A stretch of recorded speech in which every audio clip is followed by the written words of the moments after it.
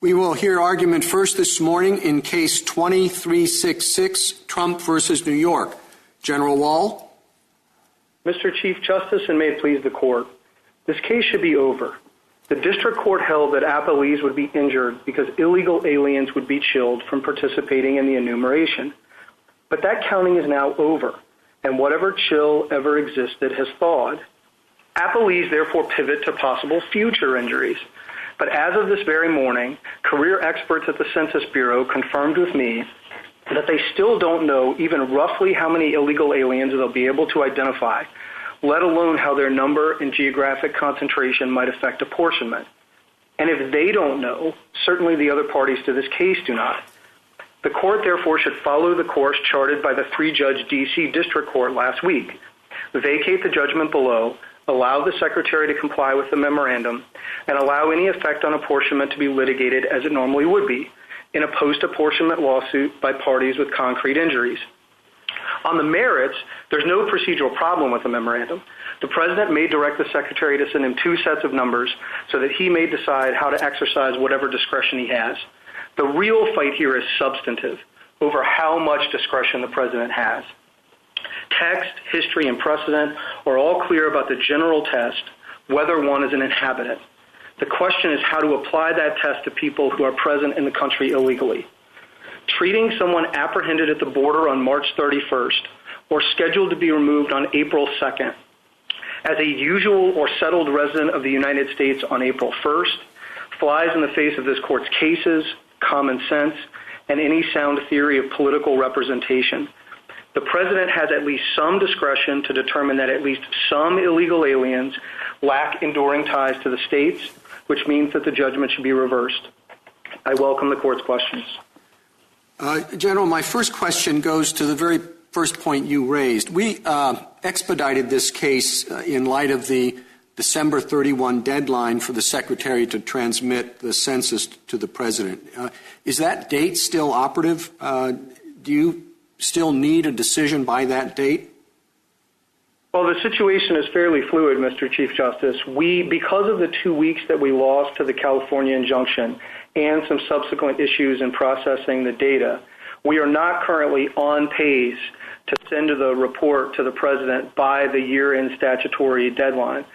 But just this morning, I confirmed with senior leadership at the Department of Commerce and the Census Bureau that we are hopeful, and it remains possible, that we can get at least some of the PM-related data to the President in January. So we do still need relief from the Court, yes. Sounds like you had a busy morning. What do you mean PM data? I'm sorry, the presidential memorandum data. So the data the President has requested in order to potentially back out illegal aliens from the apportionment base. On the standing question, if the Court doesn't intervene now before the Secretary transmits the information to the President, I don't know when the Court would be able to intervene. All that would be left after that transmittal is the transmittal by the President to the House. So if the injury can't be redressed at this point, when could it be? In a post-apportionment lawsuit, just as in Franklin or Wisconsin or Utah versus Evans, if the Bureau is able to feasibly identify enough aliens and the President excludes those categories, and that affects the apportionment, those are all three unknowns, but if that happens, then you'd have a post-apportionment challenge, just as in Franklin, for the Secretary to revise his report and for the President to send a new report to the House, in effect to redo the apportionment. Well, isn't that going to be like having to unscramble the eggs? I mean, the apportionment, any change in any one state, of course, is going to have ripple effects all across the country, and it does seem like it'd be more manageable at an earlier stage. Well, Mr. Chief Justice, I don't want to resist this too much because we would prefer for the courts to reach the merits and uphold the presidential memorandum. We just think for the reasons given by the D.C. District Court last week, there are too many unknowns here. I take the point that there is a bit of an omelet to unscramble, but we do unscramble that in post-apportionment lawsuits, so it's possible to enter relief. And on the flip side, you could have the court issuing an opinion on what the president may or may not do, only to discover days or weeks later that it's effectively advisory because the numbers aren't large enough to affect the apportionment, and the appellees here and other potential appellees wouldn't be injured either with respect to apportionment or funding. That strikes us as a fairly serious problem, either as a matter of Article III standing or prudential ripeness. General, just very quickly, should we assume that we're not going to be talking about all illegal aliens in the country, but some subset, some uncertain subset, like the ones in ICE detention? I think it is very fair to say, Mr. Chief Justice, that the president has not made a determination yet, because we don't know what's feasible, about excluding all illegal aliens, and has recognized that some subsets are going to be much stronger cases for the exercise of his discretion than other subsets. Thank you, General. Justice Thomas? Thank you, Mr. Chief Justice. General Wall, I'd like you just to discuss a bit, as you understand what respondent is arguing, how their alleged injury would be redressable without including or enjoining the president, because it's actually his decision that it seems that they're ultimately concerned about. So I think that's a fair point, Justice Thomas, but the court crossed that bridge in Utah v. Evans over a dissent by Justice Scalia that the relief wasn't redressable because relief couldn't run against the president. And the court held in Utah, and no one has asked here that decision be overruled, that it was fair that you could obviously enjoin the secretary as a subordinate official, and that the judiciary would assume that the president would comply, and so too here. There's no reason to believe that the president would not comply with this court's judgment, either now or in a post-apportionment context. In Utah, is my understanding that was actually the census, wasn't it? Yes, it was a challenge to certain procedures that were being used with respect to the census. It was, in effect, a sampling claim. Okay, but here we're talking about something separate from the census, or am I mistaken?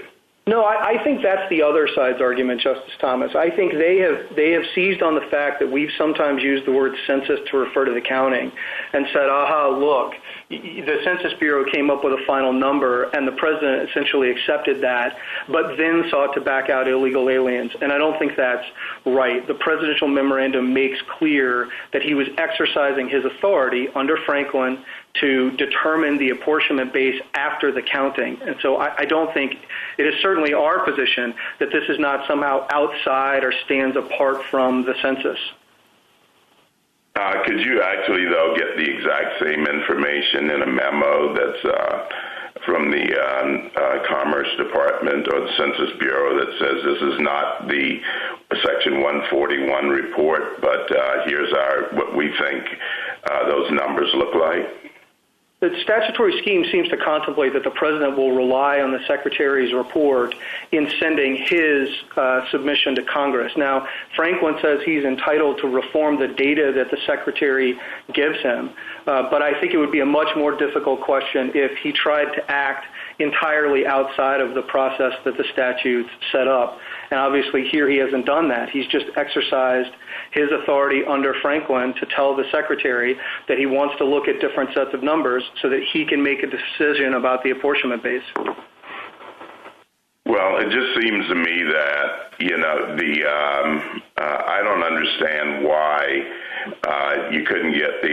the president couldn't get the exact same advice outside of the context of a formal report with separate numbers and then make his decision. But beyond that, the Chief Justice asked you about these subcategories of or subsets of illegal aliens. But could you give us your idea of what the president means generically by illegal alien? He means people who are present in this country unlawfully. and that includes a number of different subsets. We've named several of them in our brief, which I think are the clearest cases for the exercise of the president's discretion, but there are a number of other subsets too. But the entire category is people who are present in this country in violation of federal law. Thank you, General Wall. Justice Breyer? Yes, thank you. I was also concerned with what Justice Thomas brought up. And so to clear away some weeds from my mind, would you tell me where I missed this or if I'm right? We're looking at a statute 141. A says the secretary shall take a decennial census, okay? B says the tabulation of the population that he just took as required for the apportionment of representatives. That tabulation shall be reported to by the Secretary of the President. That's the report we're concerned about. That's the tabulation we're concerned about.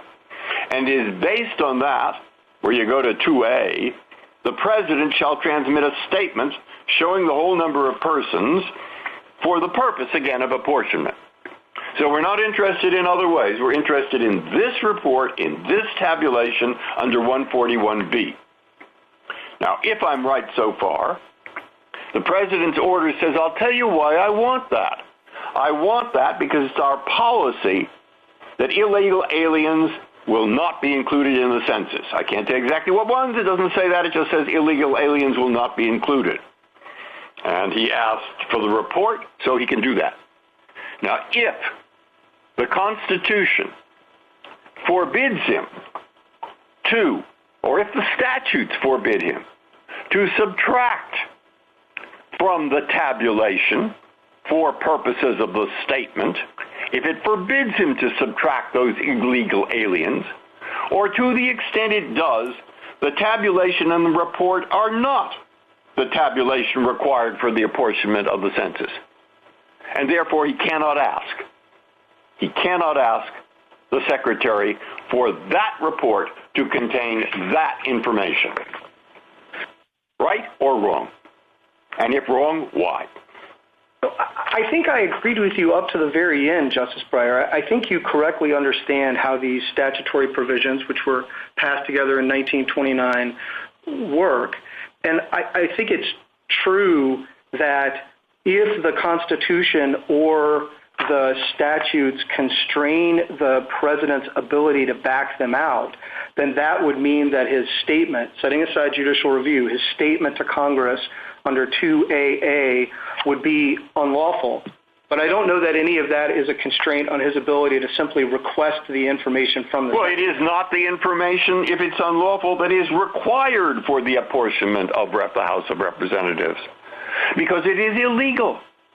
Now, whether it's illegal or not is a different question. All we have on that is about 40 briefs that show that the history, the language, the consequences, the purposes, and a bunch of other things argue against you, but you have arguments against that. But if that side wins, then I don't see how the information he's requested could be the information required for the apportionment of representatives, quoting the statute. I think all I would say, Justice Breyer, is I don't want to run together the procedural and the substantive issues. I think what you're really getting at is the substantive issue of what the president's powers are here, not any of the procedural issues that they've raised with respect to the memorandum. So I agree with you that what's really at issue here is that substantive question that you're focused on. Well, maybe, but we're not suing the president. They're not. They're suing the secretary. And they're saying, Mr. Secretary, you cannot give to the president this requested information and also say that that piece of paper that you send him is the tabulation as required for the apportionment of representatives. It may be something else, but it isn't that. And that's what he's asked you to do, and that's what you're trying to do. And Mr. Secretary, if it's illegal, you can't do it. That's right, Justice Breyer. My only point was that doesn't have anything to do with their procedural arguments about the use of administrative records or whether this is somehow part of the census. No, that's all just their substantive claim that the president doesn't have the power to ask. Okay. Then on that one, it says persons. This started in 1820, and they've always counted people who were here and not naturalized, and this has never happened before that you excluded illegal aliens, and it has a lot of negative effects on the states. You know all those arguments, and I think they're fairly strong ones. Justice, what do you want to say? They're persons, aren't they? Briefly, counsel. So just very briefly, Justice Breyer, there's two different things there. One is the historical practice, which I hope I'll be able to address later because I think Franklin takes care of that. The other is the text and the history. None of that goes specifically to the question of illegal aliens. Justice Alito? General Wall, if I can, I want to try to press you a little bit on some of the answers you gave to the Chief Justice, because I find the posture of this case quite frustrating. It could be that we are dealing with a possibility that is quite important. It could be that this is much ado about very little. It depends on what the Census Bureau and the Department of Commerce are able to do. If I just take the numbers from the district court in D.C.'s opinion last week, they said that the plaintiffs in that case were claiming that there are 10.5 million people in this country who would be counted as being here illegally. But if you look at the smaller number of those who are held in detention facilities, it's something like 60,000. The first number could easily change the apportionment of representatives. The second one, it's much more doubtful that it would change the apportionment of representatives. There are only 31 days left in the year. To exclude the 10.5 million seems to me a monumental task to do that without sampling, to take 300 million plus names and determine individually for each of those people whether they are lawfully in the United States. And I would think you would be able to tell us whether that remains a realistic possibility at this point. Can you not provide us with any more information than what you provided in your answer to the Chief Justice was that basically they're working on it? I can provide you with a little bit more. I don't know how satisfying it'll be, but I think it is very unlikely that the Bureau will be able to identify all or substantially all illegal aliens present in the country. So anything like the 10 or 11 or 12 million numbers that are flying around. They will be able, I think, to do ICE facilities, which, as you say, is some number in the tens of thousands. The question is where it will fall in the middle, and we don't know. And the reason we don't know is because it turns a great deal on the level of detail that we got in doing the enumeration. And until we actually take the census master file and these various administrative records, once they're all cleaned up and ready to go, and we actually run the models in a few weeks or whenever it is, we won't actually know how many people we pick up. And so, I've pressed the Deputy Director of the Census Bureau on this very question, and the simple fact is that the experts don't know. They don't know whether it'll be 50,000 or 100,000 or 500,000 or 1 million. So there's just substantial uncertainty. Well, before my time runs out, I have no expertise whatsoever in this area. I could understand if they say all we can determine is how many people are in detention facilities or subject to final orders of removal. If they're going for the bigger picture and trying to identify everybody who is in this country unlawfully, I don't see how that they can provide a partial answer to that. If they were to say, well, we've done this for 200 million people, but we don't know about the 100 million plus additional people, there's no way an apportionment could be based on that, is there? They're trying to get the categories of illegal aliens that you could identify based on the kinds of records we have. So final orders of removal, for instance, or people who've been removed who are found here again and haven't been given any lawful status. So it's not that we can pick up everyone. There will be some undetected illegal aliens who we aren't even attempting to screen for because they wouldn't be picked up, obviously, by any record. It's the categories that would be shown by some sort of record that we have. And the question is just, how feasible is it going to be to capture large numbers within those categories? And unfortunately, we don't know at this point. And it's a feature, by the way, though, I have to say, not of the government's conduct. It's a feature of the fact that appellees brought a pre-apportionment challenge on the basis of this injury that was always going to cease in the past. Justice Sotomayor? Justice Sotomayor? Yes, Mr. Wall.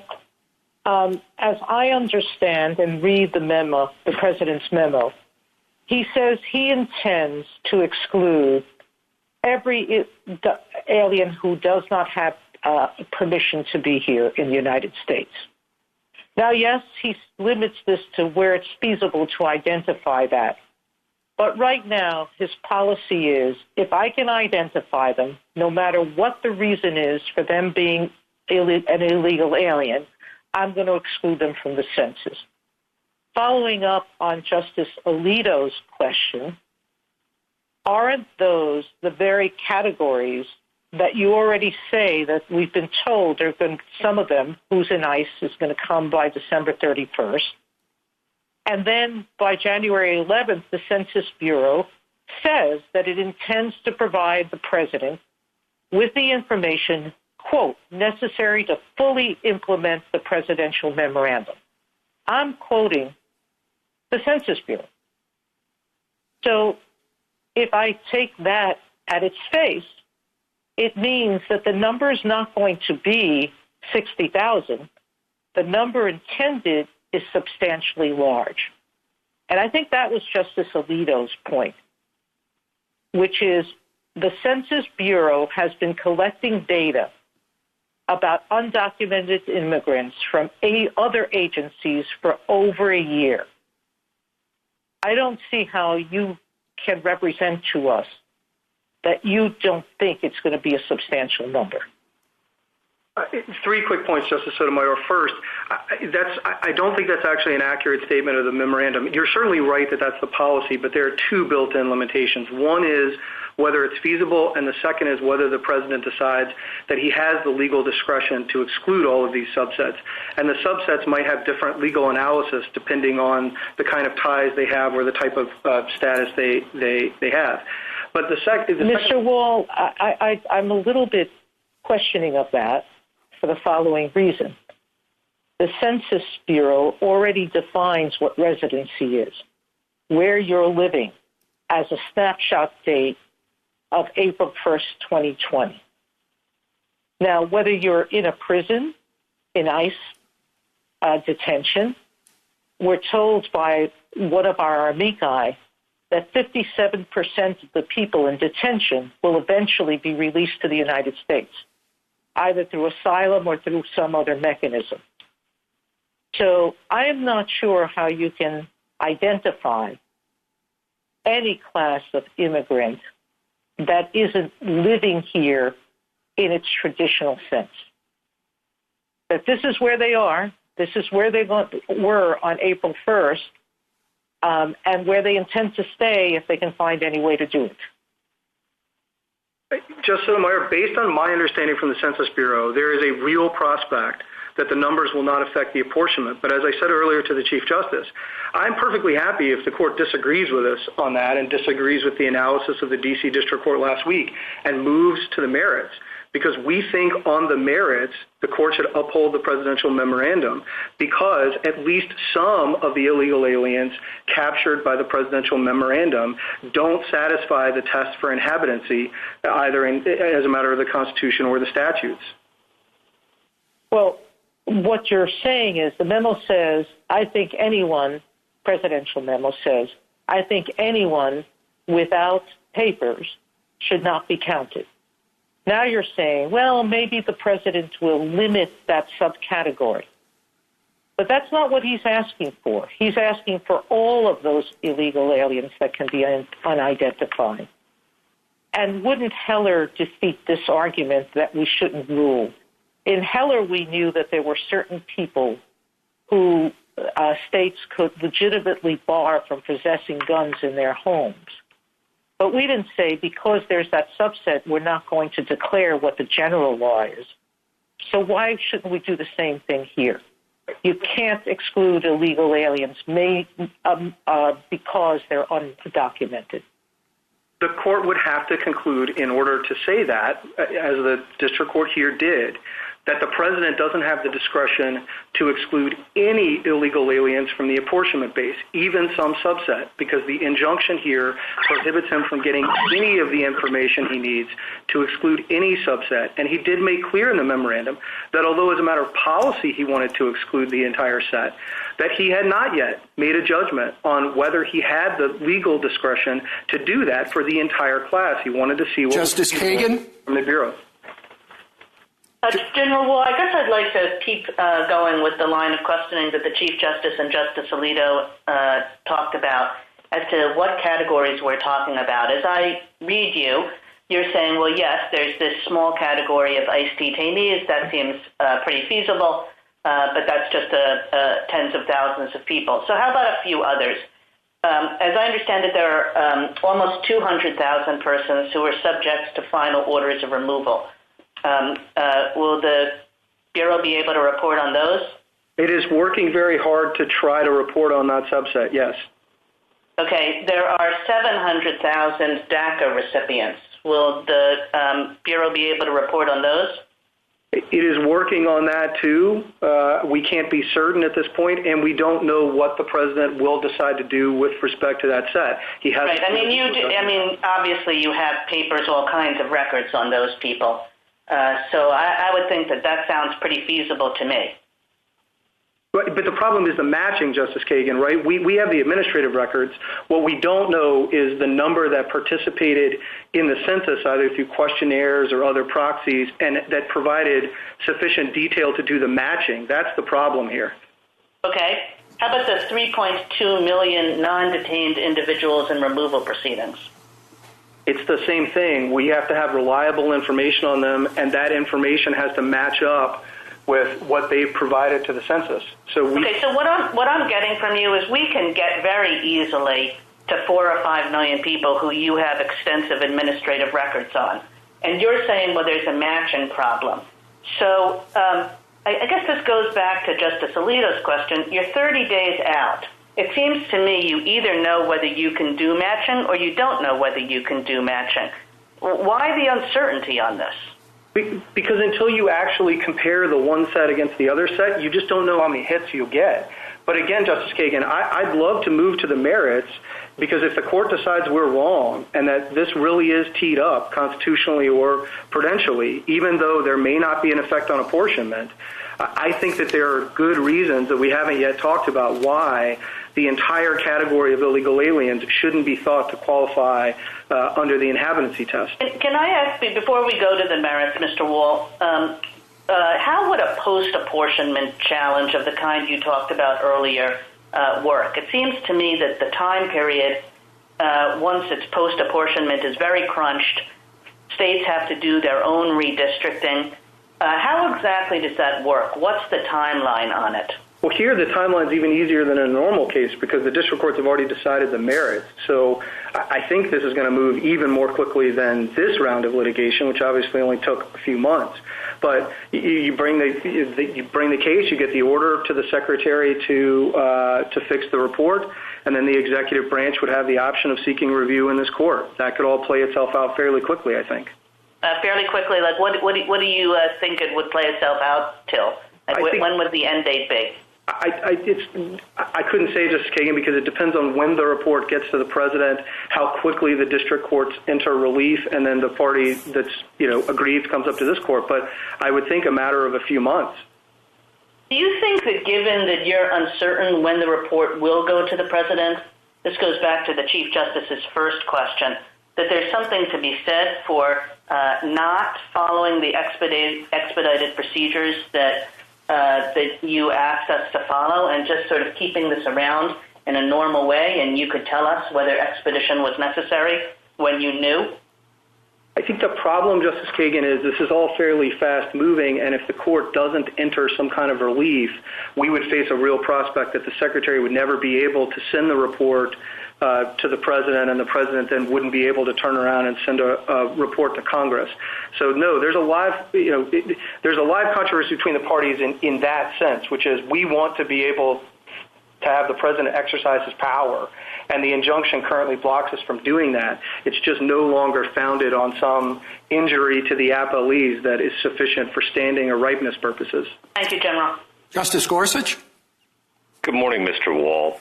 I'd like you just to press you a little bit further on what are the practical difficulties and likelihood of actually being able to do the matching process with respect to various categories.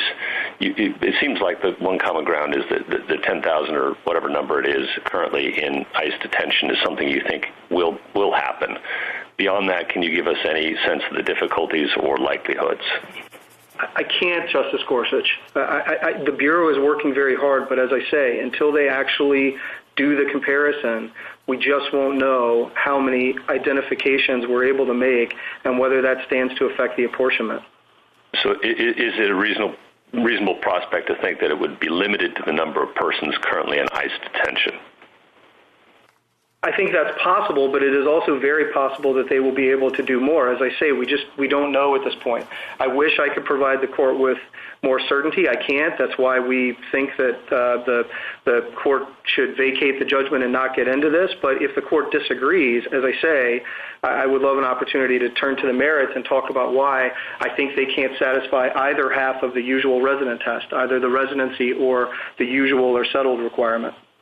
I have a question in an entirely different direction. Your colleagues on the other side pointed in a footnote, I believe it was, in their briefs, to the Federal Reports Elimination and Sunset Act in the 1990s, which looks like it may have well repealed Section 2. So are we arguing over the meaning of a statute that doesn't exist?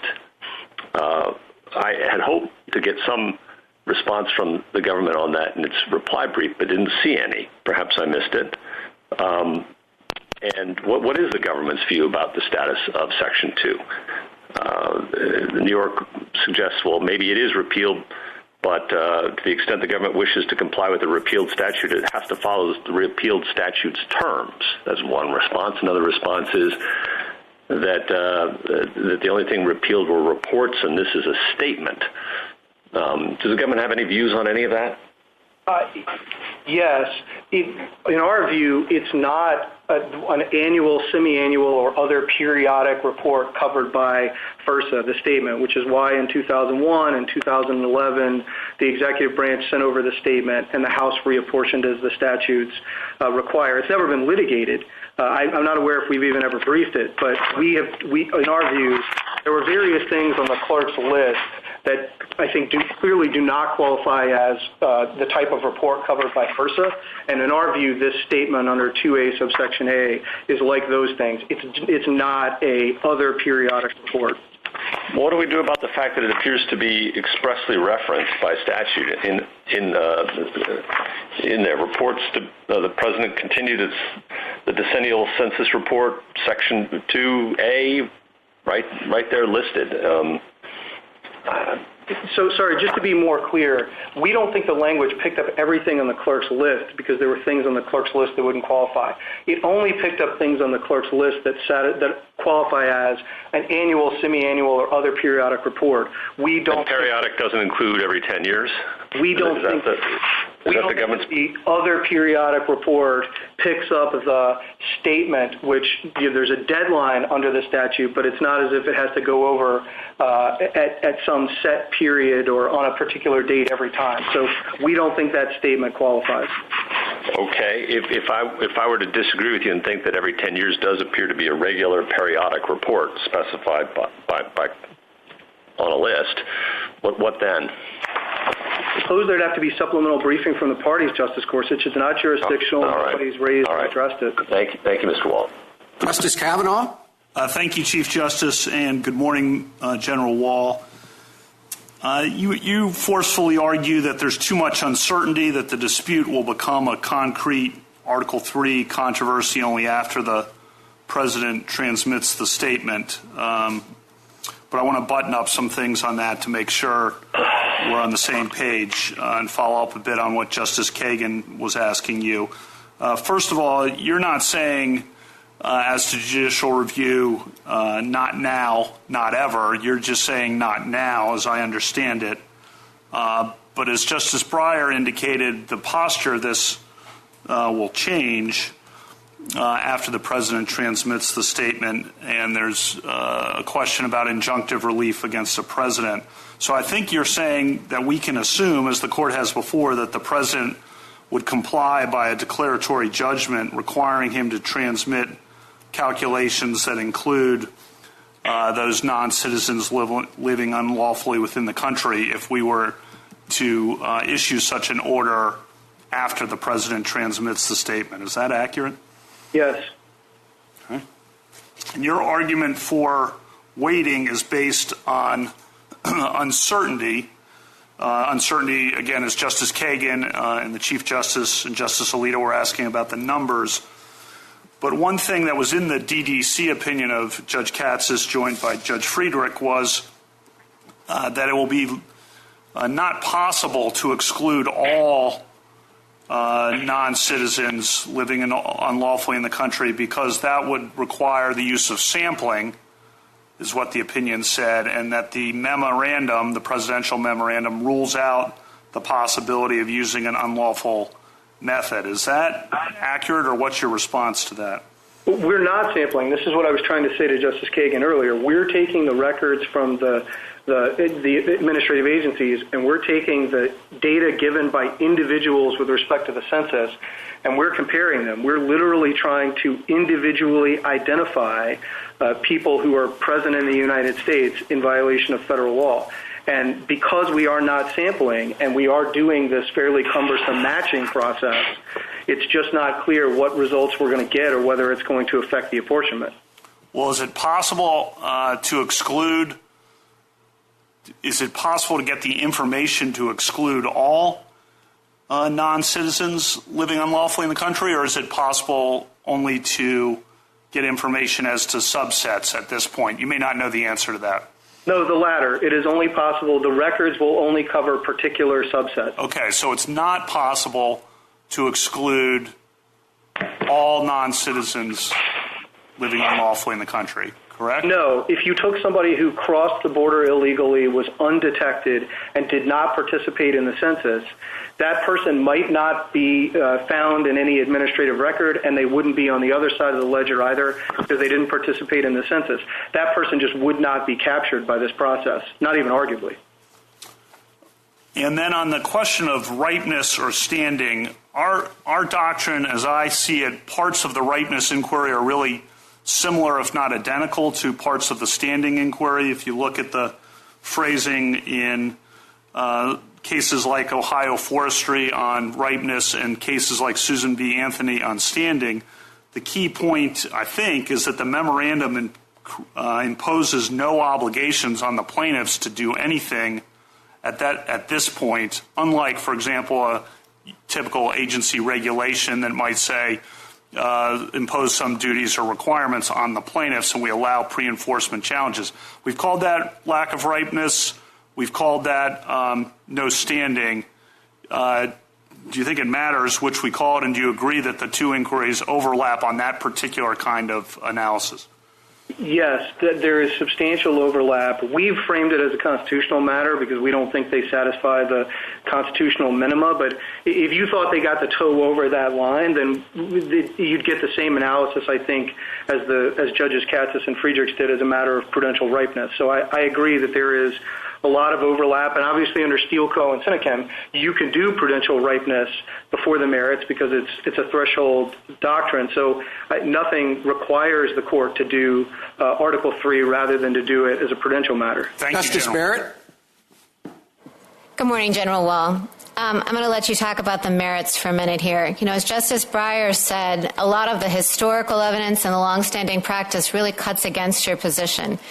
And, you know, there's evidence that in the founding era, an inhabitant was a dweller who lives or resides in a place.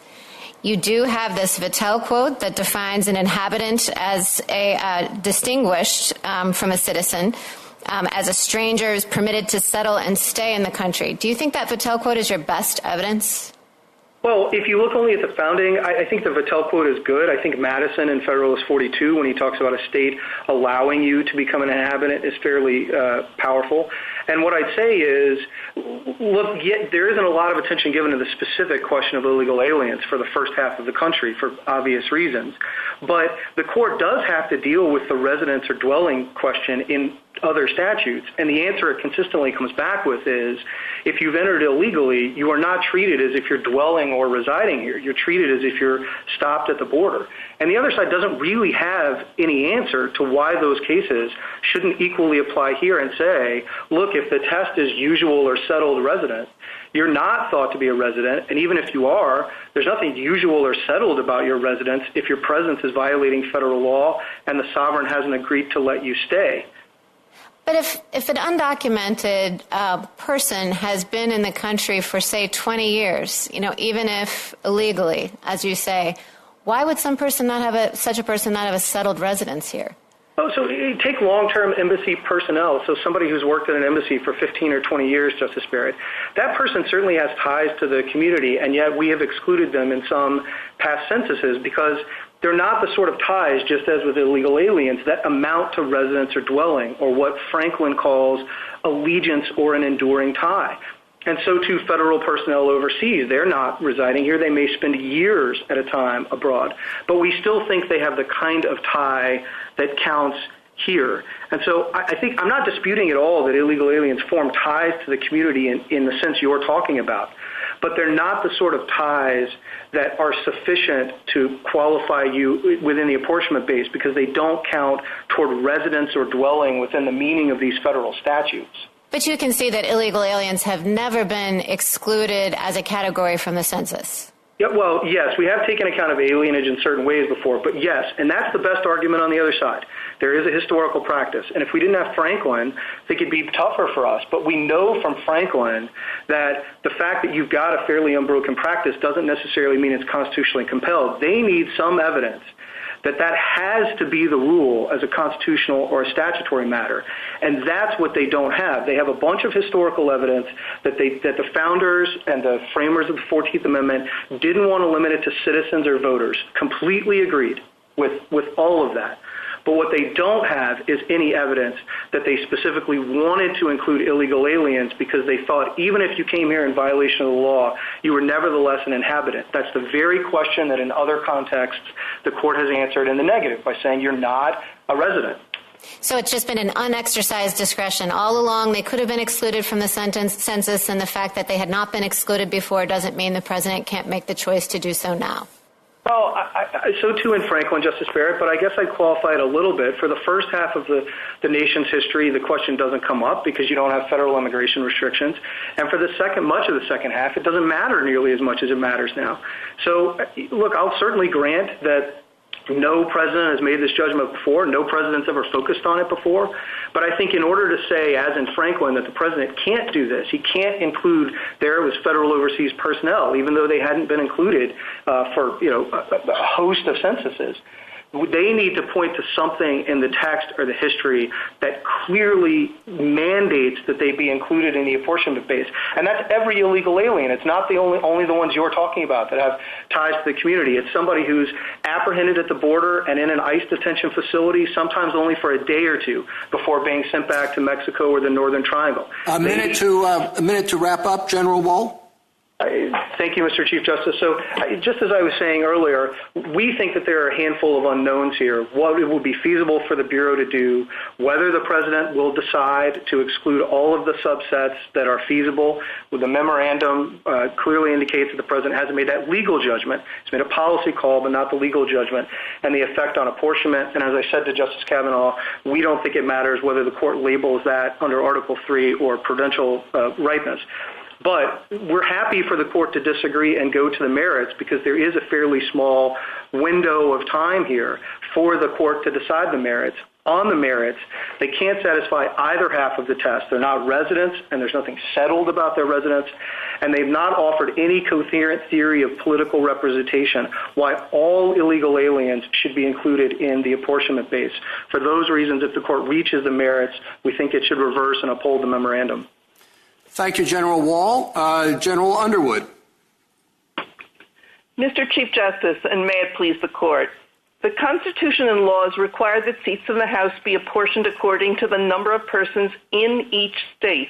The President's new policy of refusing to count people who are not in a lawful immigration status is flatly inconsistent with that command. Our laws reflect a deliberate choice not to base apportionment on citizenship, voter eligibility, or any other legal status, but instead to count the number of people living in a state. That has always included people who are ineligible to vote, including non-citizens, and it has also included people who were present in violation of law. The memorandum treats counting people as a reward to be withheld from states that house undocumented immigrants. But our law views counting people for apportionment as finding facts, not giving and withholding rewards. The memorandum pretends that if under the law a person should not be here, then the person is not here. The government can do many things to induce undocumented immigrants to leave, but it cannot declare them to be gone when in fact they are here and likely to remain. My friend says the policy must be upheld because some undocumented immigrants could be excluded from the count. Whether they could is disputed, but in any case that would not support this policy, which applies to all undocumented immigrants and refuses to count them solely on the basis of undocumented status. As this court recognized in Shelby County, an unlawful policy can't be saved by the possibility that a lawful policy could be written. The question here is whether a blanket policy of not counting undocumented immigrants is lawful, and it's not because undocumented status alone doesn't tell us where a person usually resides. This policy ignores the undisputed fact that millions of undocumented immigrants have lived here for decades and have substantial community ties. Their undocumented status doesn't erase their presence. General Underwood, could you tell me precisely what the relief is that you seek? An order from the court saying what? Well, an affirmance of the injunction below, which was to declare the policy invalid in violation of law and the Constitution as well, but statute would do, and an injunction against transmitting the information about undocumented persons as part of the report on which... Well, that's the precise issue I want to focus on. It seems to me that you're asking really for a gag order on the Secretary of Commerce concerning his communications to the President. Let's suppose that the Secretary conducts the census and prepares the tabulation exactly as you would have it, and puts that in an envelope to send to the President, but also in a separate envelope puts information on the number of illegal aliens, and he sends both of those envelopes to the President. Is that fine with you? Yes, that does not violate the injunction. There is no gag order to be placed on the Secretary of Commerce. He can be asked for and respond with all sorts of information. But the 141, the particular statements and transmittals that are operative, they aren't just the transmission of information, they operate as steps in the apportionment. Well, but then the President the President, I would assume, is then free to report to the Congress the information for the apportionment, and he can. Isn't it the case he can do the math? He can take what the census that the Secretary has transmitted, as you would have it, and subtract the number of illegal aliens or subcategories and use that information, can't he? Well, we are now at the point where if you issued a declaratory judgment saying that that policy is unlawful, and my friend on the other side has said the President would comply with such a declaratory judgment, then the answer is, while he would have the information and in principle he could use it, he couldn't issue a report to Congress that was in violation of the Constitution. Thank you, General. Justice Thomas? Thank you, Mr. Chief Justice. General Underwood, I'm a little confused. Did I understand you to say that if the Census Bureau sent the information in a separate envelope, that would be fine, at least if it was labeled not the Section 141 report? It would not, yes, it would not violate the law. It would be a transmission of information. So what does that accomplish? Because I thought your major concern is the use of that information by the president. That's correct. The concern is that, and in the course of directing the Secretary not to transmit this as part of a report, this court would presumably also declare that the use of it was unlawful without enjoining the president, because there is that problem about injunctions against the president. So I'm trying to, your argument is that if it's sent separately, it can't be used. In the apportionment, that's correct. It might be usable for many other things, but not as part of the apportionment. Thank you. Justice Breyer? Thank you, Underwood. I think, are there not many statutes which divide funds among the states on the basis of population, and then they say something like, quote, as shown by the most recent decennial census. And does that tie that to the 141B report? I think it does. Do you know any, are there not many instances where it does? There are many instances where the distribution of funds has to be derived from the census. I suppose we'd have an argument about whether we would argue that if the information is used in the census and in the report that is sent to Congress, it also will have an effect on the distribution of funds. If the information is sent separately, then it will not. That's not what I'm thinking of. I'm thinking of, suppose this 141B report has both the number of illegal immigrants, the illegal aliens, and also the total census. Okay, what do you use? I don't think it can have both. I know, but I didn't think that was your theory. I thought that's the government's theory. Right. Right. So what happens under their theory? Well, I don't know what happens under their theory. They have sometimes said that a transmission of two sets of numbers is all part of the 141B report, and they have sometimes said it's separate, and I don't know. Okay. If we both don't know, let us go to a different question, which is I'd like to know what you have to say about Franklin versus Massachusetts. Well, Franklin, Massachusetts, of course, said that the Secretary has and the President have some discretion, but it's not unlimited discretion. Franklin recognized usual residence as the test and then treated overseas government workers like other situations recognized at the founding, people absent from the state where they have a residence and continuing ties and intend to return. They think of themselves as away from home, and Franklin recognized that that situation was suitable for the exercise of executive discretion. There is no support in Justice Alito?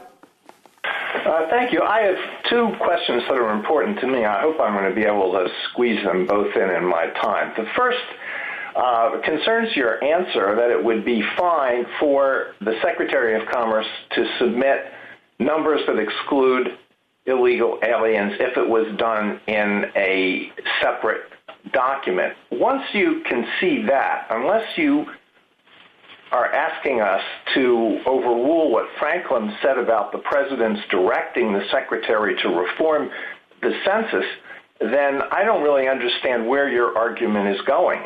And suppose the tables were turned. Suppose the President wanted to count every single person who was in the United States on Census Day, but the Secretary of Commerce took it upon himself to give the President numbers that excluded every illegal alien. Do you think the President would then be unable to direct the Secretary of Commerce to reform those numbers and make them comply with the theory that the president accepted?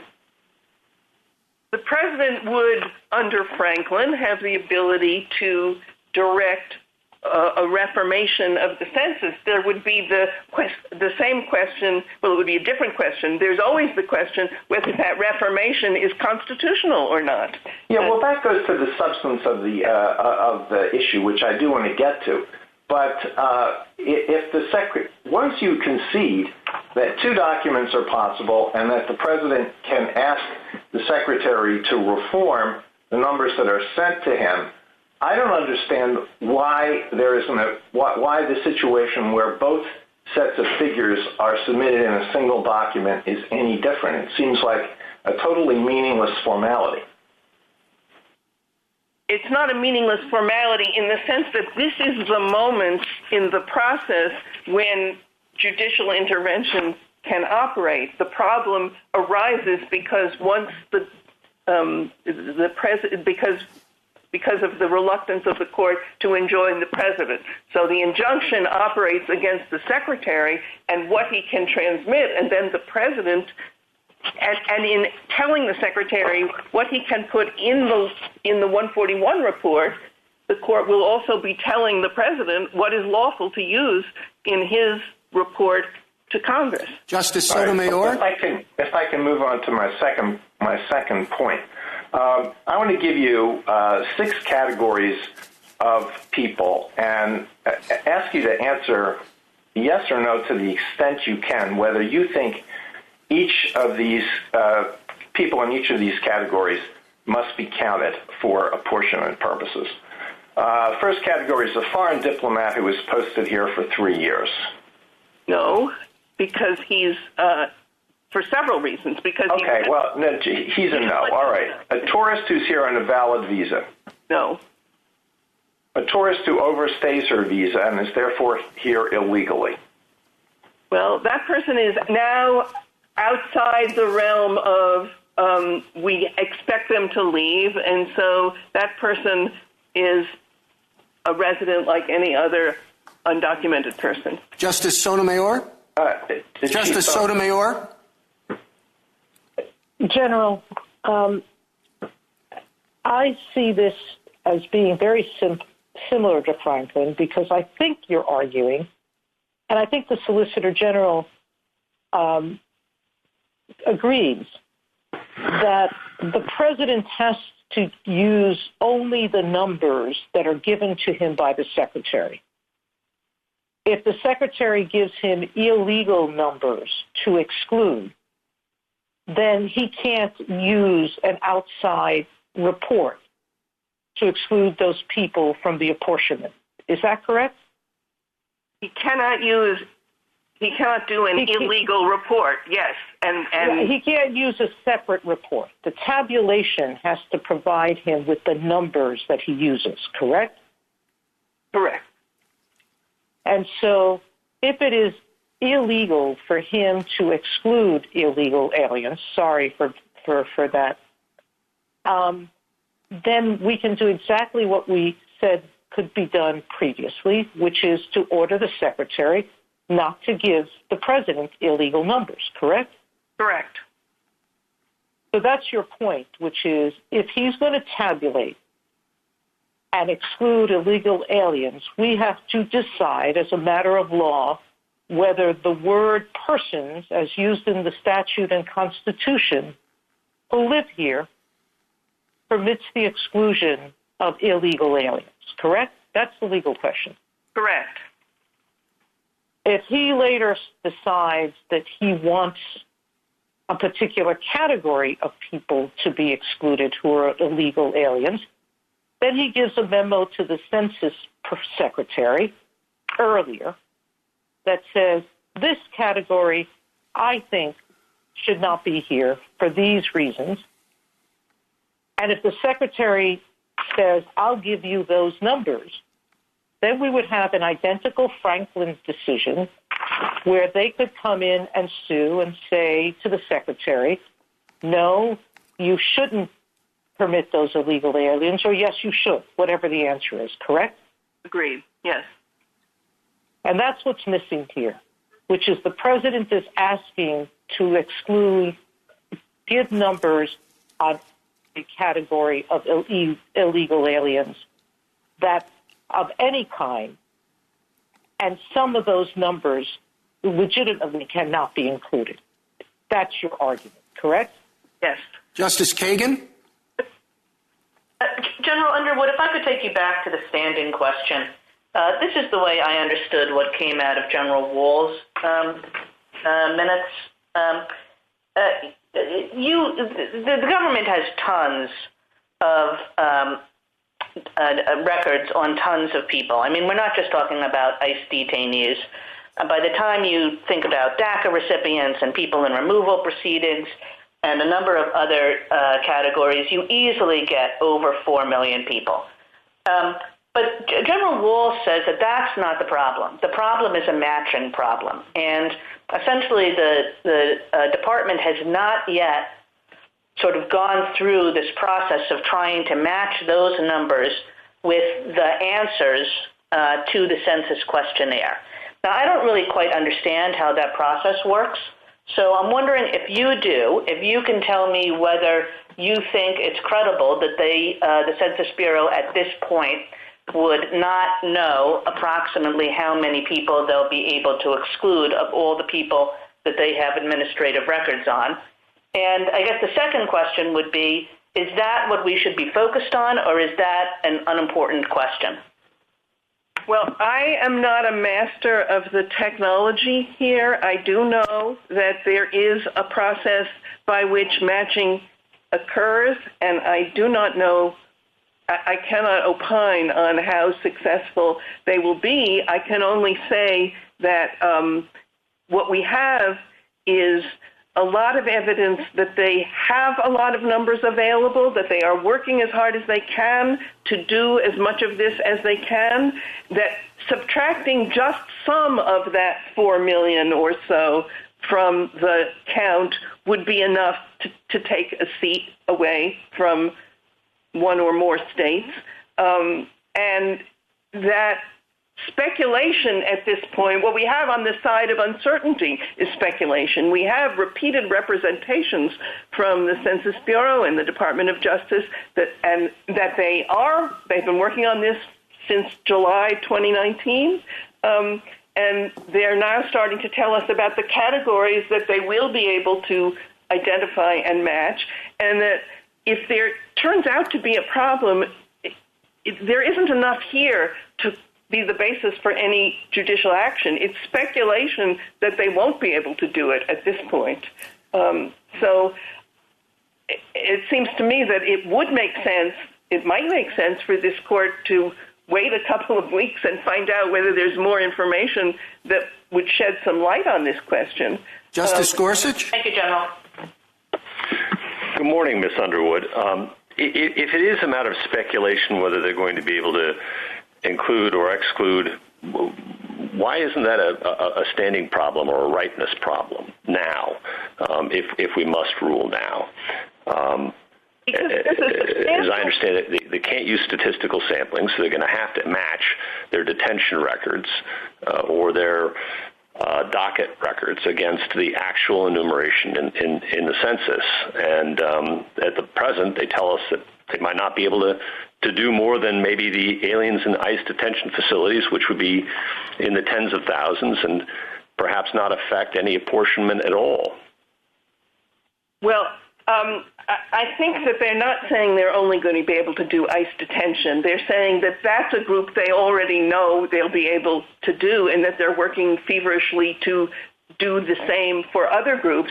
And we know from the last round of census litigation that they have the ability to do matching. Now, I can't speak to the technology of it, but they were quite confident that they were going to be able to do matching.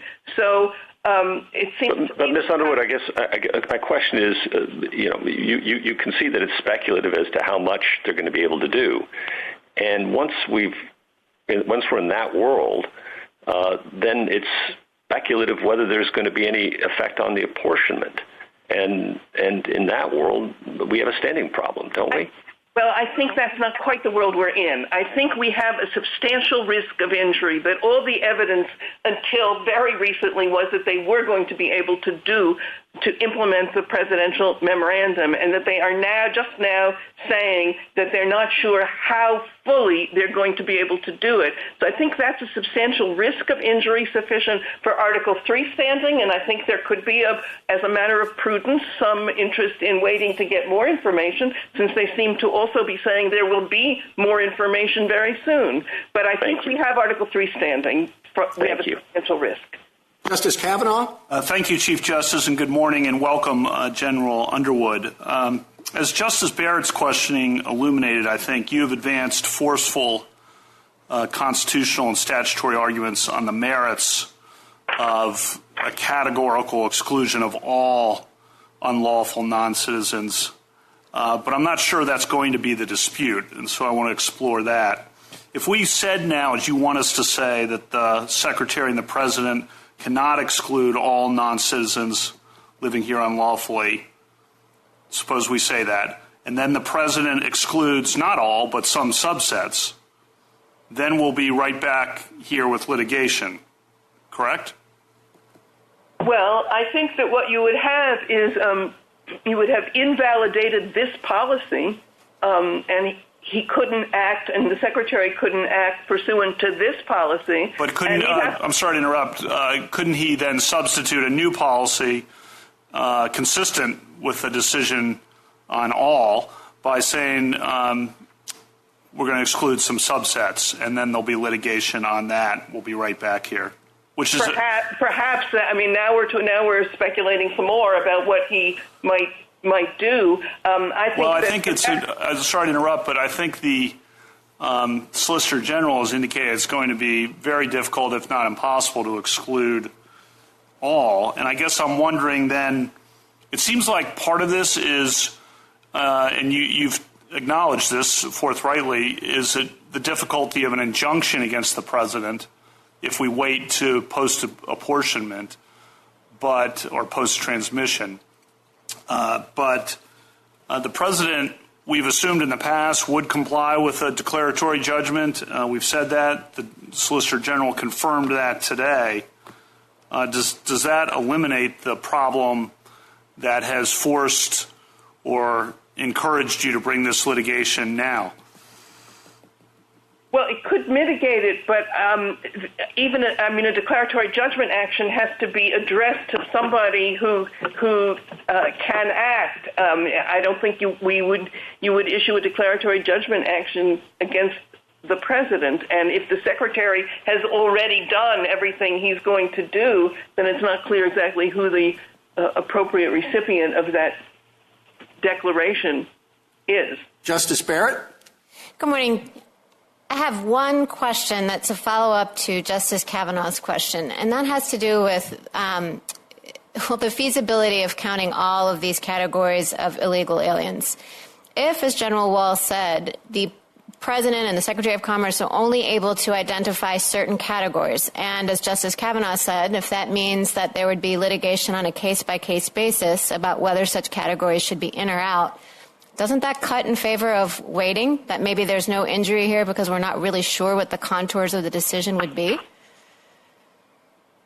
Well, I think I should just object to the idea that the categories are so small that they won't make a difference and that they would be litigated one by one.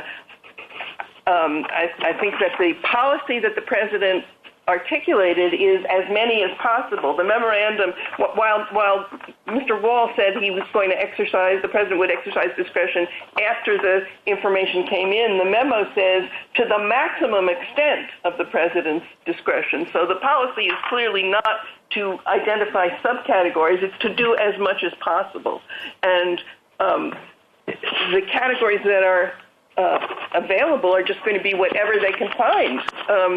And I think this court can speak to that policy now.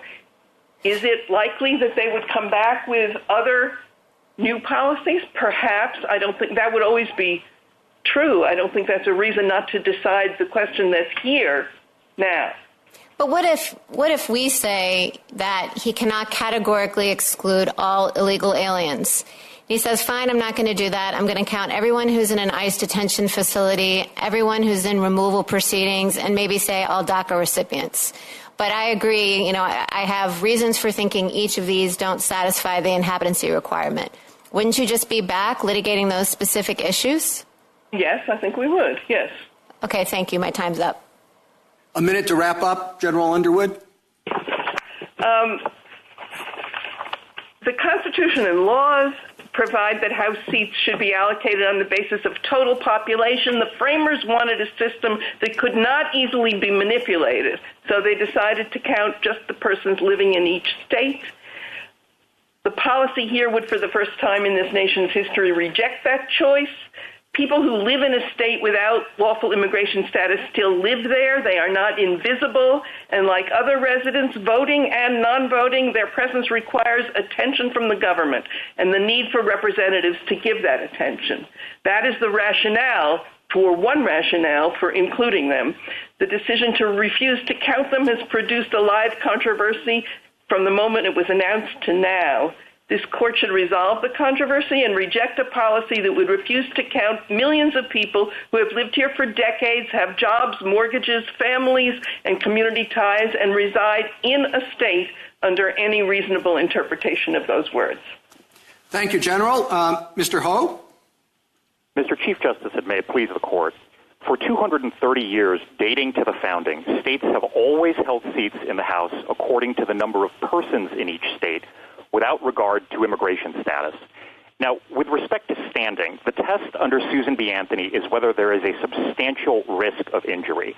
And past experience shows that it's easy to risk changing the apportionment. In Utah versus Evans, according to the party's summary judgment briefs, the practice of imputation added a total of 32,000 people in North Carolina and 5,000 in Utah. And that difference was enough to shift one seat from the latter to the former. We know that the numbers here are much bigger. As Justice Kagan pointed out, the government has information on millions of undocumented immigrants. And 1.5 years ago, when the president issued an executive order in July of 2019, he stated that the government could already match citizenship records for 90% of the population. So there's a substantial risk of injury now, and it would be better to resolve this issue now rather than in 6 months during the redistricting process, which could be disruptive. Mr. Ho, what is the problem with post-apportionment litigation? Right now, as the questions have shown, we don't know what the Secretary is going to do. We don't know what the President is going to do. We don't know how many aliens will be excluded. We don't know what the effect of that will be on apportionment. All these questions would be resolved if we wait until the apportionment takes place. So why aren't we better advised to do that? Well, I think waiting a couple of weeks wouldn't be very disruptive, Mr. Chief Justice, but the record establishes that there's at least a substantial risk of a shift in the apportionment now, which is enough for standing. And if the question is, should the court wait now or send this back for another round of expedited proceedings, then there are many good reasons to decide this case now. The government argued that waiting would deprive the nation of prompt notice of reapportionment as required by statute, and that it could be very disruptive to redistricting processes in a number of states. Waiting a couple of weeks isn't going to give us much more information than we have now. Waiting until apportionment will give us all that information that we don't have. Oh, I'm sorry, Mr. Chief Justice. I did mean waiting the 4 weeks or so, maybe 4.5 or 5 weeks, depending upon when the apportionment report is delivered, to see what those numbers look like. I'd agree that that short of a wait wouldn't be disruptive. But if we're talking about sending this case back for additional proceedings in the district court, another expedited appeal, and doing this all over again over a period of several months, then that would be, I think, disruptive to ongoing redistricting processes. Thank you, counsel. Justice Thomas? Yes, thank you, Mr. Chief Justice. Mr. Ho, if the additional information would be beneficial in a few weeks, wouldn't it be beneficial to actually resolving this case? As the questioning seems to suggest, there's some difficulty in assessing exactly what information will be available and what that information will be. Well, Justice Thomas, the challenge here is to a policy that broadly mandates the exclusion of undocumented immigrants to the maximum extent under law. And the government's position is that under law, all undocumented immigrants may be excluded. As Solicitor General Wall noted, their view is that the entire category of undocumented immigrants are not inhabitants. So the court is presented with a facial challenge to a categorical policy. The government's been free to issue a narrower memorandum excluding one or more subgroups as purported non-residents rather than taking aim at undocumented immigrants writ large, and it hasn't done that. It's the categorical policy that's at issue, and it's unlawful. Well, I think your argument would be that the implementation of a categorical policy would be unlawful. But what I'm hearing is that we don't exactly know which category or subcategory will be excluded. Well, as I take Solicitor General Wall's representations here, it's that the government will exclude to the maximum extent that's feasible and that's permitted under law. And the government's view is that the entire category of undocumented immigrants may be excluded under law. Even if we take the government's three proposed subcategories of undocumented immigrants who are supposedly per se excludable, those categories are quite heterogeneous. They're overbroad. I don't think that they are all categorically non-inhabitants. Thank you. Justice Breyer? Thank you. What do you think about excluding the lawfulness of excluding just the 50,000 or so who are in ICE centers or under final order to remove?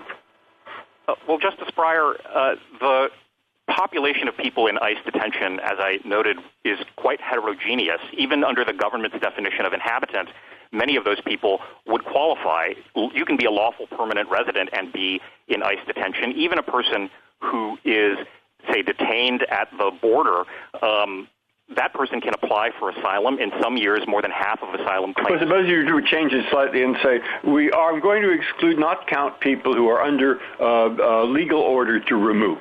Well, people under final orders of removal can actually reside in the country for quite a long time. They can petition for review to courts of appeals. They can seek other forms of relief. They can challenge their orders collaterally. Some are never actually deported, even after going through all of those processes, because their home country. All right. So what line would you draw between those whom they could legally deport, not count, and those whom they can't? Well, the constitutional standard, as this court explained in Franklin, is usual residence. And the plain meaning of that term turns on whether or not someone commonly resides in the United States. It doesn't turn on their lawful immigration status. That term, usual residence, was defined at the founding as where a person commonly lives or sleeps. That's in both the Johnson and the Bailey dictionaries that we cite. And if you look at the dictionary that the government relies on, Webster's 1828, which they rely on for the definition of inhabitant, it defines residence as distinct from nationality, offering the example of the residence of an American in France or Italy for a year. So residence doesn't admit of exclusions on the basis of lawful immigration status. It turns on whether a person's physical presence is transient or not. Justice Alito? I'm going to try to see if I can get you to answer Justice Breyer's question. Last term we had a case involving an alien, Mr. Therasagium, who crossed the border unlawfully and was almost immediately apprehended and then placed in detention. Would he have to be counted? Well, under the Bureau's current residence rules, he would. But I just would note that the court's holding in Therasagium, was about whether or not someone had entered for purposes of... No, I understand that. So is it your position that every single person every single alien who is in the United States on Census Day must be counted? I would say that every person who is an alien in the United States on Census Day is subject to the same residence requirements as anyone else who is a person inside of a state. If a United States citizen is usually a resident abroad and is temporarily visiting the country on April 1st on Census Day to see family or something like that, that person's not counted in the census. I think the same... Well, you're saying that for each of these people there has to be a very fact-specific determination about whether they are a resident or not? Is that administrable at all? Well, the rules that were administered by the federal marshals in the first census in 1790, Justice Alito, were to ask whether or not a person usually resides at the dwelling that's being visited. If not, where do they actually usually reside? And if the person has no stable residence, to count them simply where they're found on April 1st. That's been the practice since the founding. But I would agree, I just want to make clear, I would agree that there is discretion to make decisions on the basis of residence. But the plain language of the operative constitutional and statutory provisions don't turn on lawful immigration status. They turn on the facticity of a person's residential circumstances. Thank you. Mr. Ho, I'd like to follow up on the effect of waiting in this case. Is the waiting problem that the census apportionment doesn't happen till April 1st? Is that correct? No, Justice Sotomayor. The Commerce Secretary's report is due to the President on December 31st, and then the President must submit a report to Congress within 7 days of the beginning of Congress's term. That's either on January 10th or 11th, and then the Clerk of the House must, within 15 days of that, send certificates to each of the states notifying them how many seats in Congress each state will get. So we're talking about... So the apportionment already begins once the report is issued, and so we would have to unscramble the egg? I think that's right. All right. Now, can we go back to the question that seems to be at the nub of what many of my colleagues are asking about, which is, can and should we rule that simply that not counting illegal aliens because they're undocumented, that is a violation of the statute and the Constitution? Is that enough relief to you? I think it is, Justice Sotomayor, because the policy that we're challenging is broad and unequivocal. We're bringing a facial challenge to it, and the policy lacks a plainly legitimate sweep. The vast majority of undocumented immigrants qualify as usual residents under any plausible interpretation of that term. 66. Assume I even agree with that, however. Would that just mean, what does that mean practically? What does the Secretary do? He doesn't send anything? How about if the President comes back and says, just send it to me on these categories? What happens then? Well, the injunction prohibits merely the inclusion of information to implement the existing presidential memorandum in the Secretary's 141 report for apportionment. It's not a gag order on the Commerce Secretary. There's nothing that would prohibit the Commerce Secretary from publishing various counts of subcategories of undocumented immigrants on the Internet. That's not something that's prohibited by the injunction. Justice Kagan?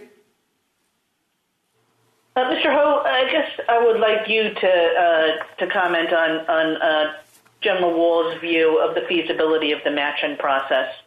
Whether you have any insight into that, into how the process works, and maybe as part of that, whether you have any insight into the question of why it is that the government knows now that it can do that matching with respect to the ICE detainees, but isn't sure it can do that matching with respect to categories of people for whom it has equally good administrative records. Well, Justice Kagan, I'm not a social scientist, but here's what I know. In July of 2019, the President issued an executive order on the collection of administrative records as they relate to citizenship, with one of the goals being to ascertain the number of undocumented immigrants in each state. And the text of that memorandum states that the Census Bureau, at that time, this was in July of 2019, so about a year and a half ago, the Census Bureau had determined, based on experience, that administrative records to which it already had access would enable it to determine citizenship status for approximately 90% of the population. So we know that the Bureau has a lot of experience with matching. It can do it for the vast majority of the population already. That's with administrative records maintained by the Social Security Administration and other executive branch agencies. They've been collecting more records for the last year and a half, and as Your Honor noted, the government has information on millions of undocumented immigrants. I think when you add all of that together, that's at least a substantial risk of injury because it doesn't take much to change the apportionment. As Justice Breyer noted in his opinion last year in the citizenship question case, the difference of a few thousand people in a state can mean the difference between gaining or losing a seat. Thank you, Mr. Ho. Justice Gorsuch? Thank you, Chief. No questions. Justice Kavanaugh? Thank you, Chief Justice, and good morning, Mr. Ho.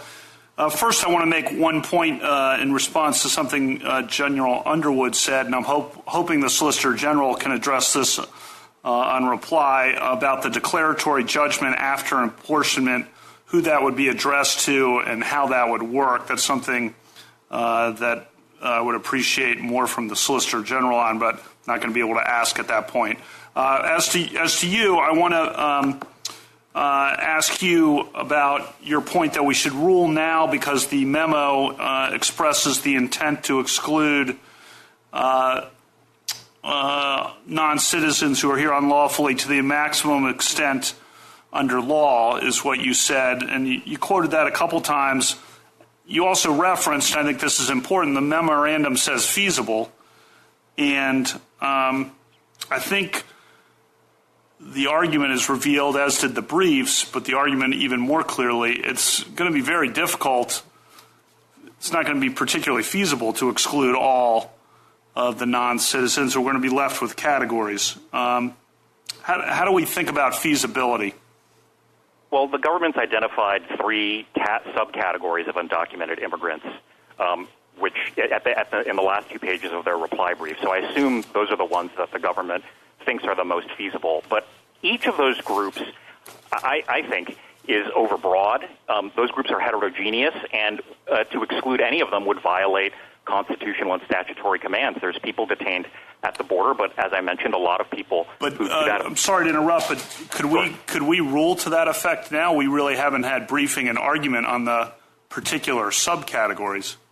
I'd agree that to the extent the government wants to rely on saving this policy with respect, by citing one or two purportedly valid subcategories to exclude, it would be better for this court to get full briefing on those categories. But there's nothing that stops this court from ruling on the facial validity of this policy because it plainly lacks a legitimate sweep. It applies broadly. And then in litigation in January, we would deal with the subcategories. Is that how you foresee this?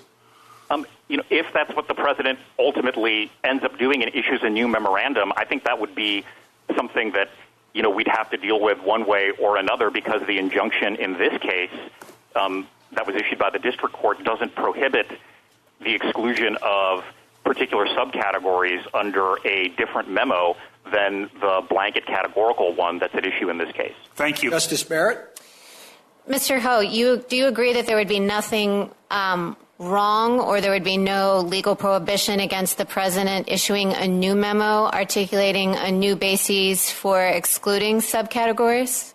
Well, the injunction in this case doesn't so preclude the president, Justice Barrett. I don't know if I would commit to there being nothing wrong or it being not being unlawful. I think we would have to see what the memo does if it excludes people on the basis of transient residence within the realm of the president's discretion as this court. Let me just clarify. I didn't mean that the lawfulness of whatever the new memorandum said would be determined. I just meant that there would be nothing unlawful about his switching positions and articulating a new rationale for why certain categories of illegal aliens were excluded.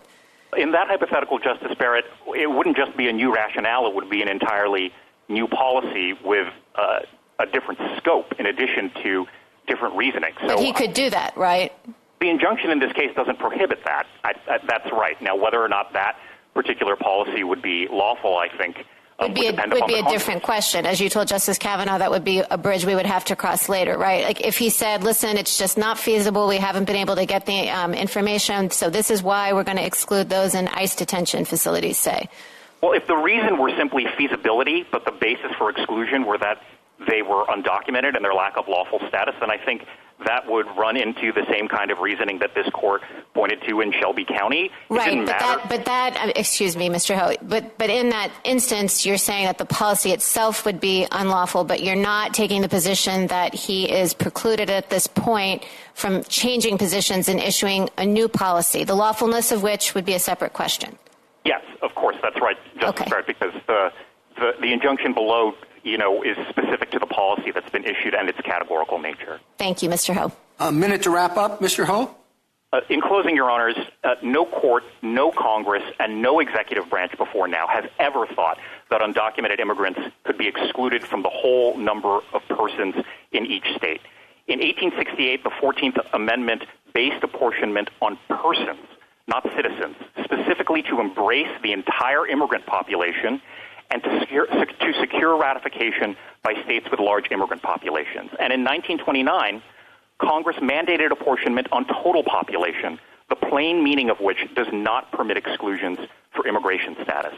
While the president may have some discretion in borderline cases, he does not have authority to erase millions of state residents from the apportionment based solely on unlawful immigration status. As the Latino Justice amicus brief notes, undocumented immigrants contribute $1 trillion in GDP, $20 billion in federal taxes, 80% are essential workers, 1 in 4 are homeowners and pay property taxes. They're our neighbors, our coworkers, and our family members. They are usual residents under any plausible definition of that term. Thank you, counsel. Rebuttal, General Wall. Thank you, Mr. Chief Justice. So as I think Appley's response is confirmed, there's no live or ripe case now. So they seem to accept that the court should just hold for a couple of weeks. But as you said, Mr. Chief Justice, by the time we actually run the matching and have more information, the Secretary will be ready to send his report. This is all going to happen on an extremely compressed timeline in January, and I don't think prudential ripeness should be used to await a ripe claim that could run out the clock on the President's opportunity to send a statement to Congress. On the merits, if the President can consider immigration status for any subset, then the court needs to reverse the injunction below and take just 3 categories: those in ICE facilities, those who have committed crimes and are subject to final orders of removal, and those who have overstayed visas. The President could decide that it's consistent with his discretion, as the memo says, to exclude those categories from the apportionment base. And the question then is, do they have an enduring tie under Franklin? They don't. They don't have a tie. We know that from Kaplan. And even if they do, it's not enduring because they can be removed. The other side's test, which they haven't spent a lot of time defending today, is where you live or sleep most of the time. But that doesn't fit long-term embassy personnel, federal personnel overseas, even college and boarding school students or members of Congress. The test isn't just where you lay your head at night. It is, as Franklin says, where you have allegiance or an enduring tie. And there's no coherent theory of political representation that says every illegal alien, no matter how little time they've been here or no matter that they are imminently facing removal, is a usual or settled resident. It's the sovereign's prerogative to define the political community, as Thurisigium says. And the other side is left to say, look, this is just what the founders wanted. But they don't have an explanation for why the founders would have wanted it. And that should give us pause, because whatever the founders were, they were not aimless people given to purposeless structures. The court should vacate or reverse the judgment and the other judgments in the other cases and allow the Secretary to send his report. Finally, to you, Justice Kavanaugh, that would open up the possibility of post-apportionment litigation in the event that there is an effect on apportionment or funding. And if appellees prevail in that litigation on the basis of whatever categories are excluded and they then bring as-applied challenges, they would be asking for the same relief as in Franklin. They'd be asking for a declaratory judgment against the Secretary of Commerce to reform his Section 141 report. It would not be a declaratory judgment against the President. Franklin doesn't allow that. But Utah tells us that we assume that the President will comply with that judgment. There's no reason to form a different assumption here. The President would comply with a post-apportionment judgment in the event that litigation ever happens. Again, we think there is a real prospect that it will not, but if it does, there is time enough for that to happen when you have concrete injuries and you have a definitive decision from the President on which groups will be excluded from the apportionment base. We ask that the court vacate or reverse the judgment here and the judgments in the parallel cases. Thank you, General. The case is submitted.